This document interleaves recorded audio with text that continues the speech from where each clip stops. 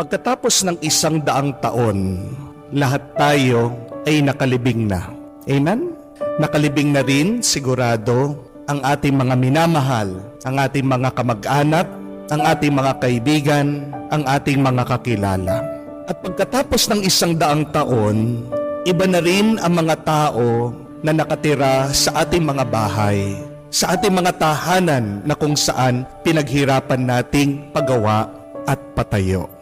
May mga ibang tao na rin ang magmamay-ari ng mga bagay ng ating mga inipon. Pagkatapos ng 100 taon, ang kotse na binayaran natin at inutang, wala na rin. Maaaring ito ay scrap, lata na, tinapon, o baka inilibing na rin.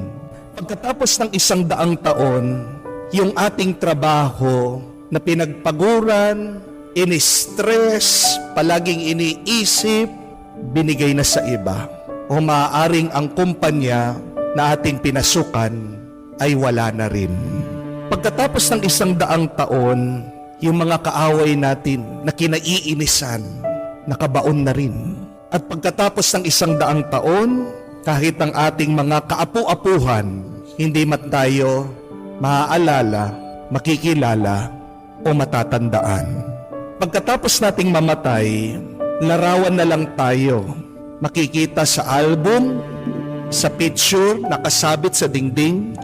Maaring makikita tayo, dadaan tayo sa Facebook feed ng ibang tao, pero hindi na tayo kilala.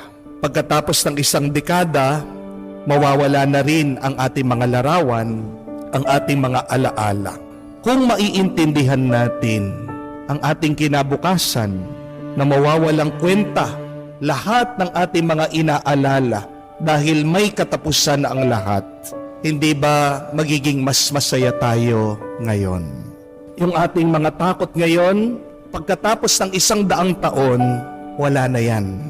At pagkatapos nating mamatay, yung ating mga pangamba, wala na ring kwenta. So tandaan natin ito, mga kapatid, that life is short and quick.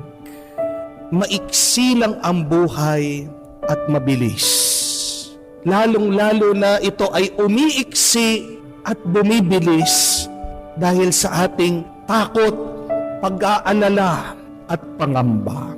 Do not make your life shorter and quicker because of your constant worrying, panicking, and fearing.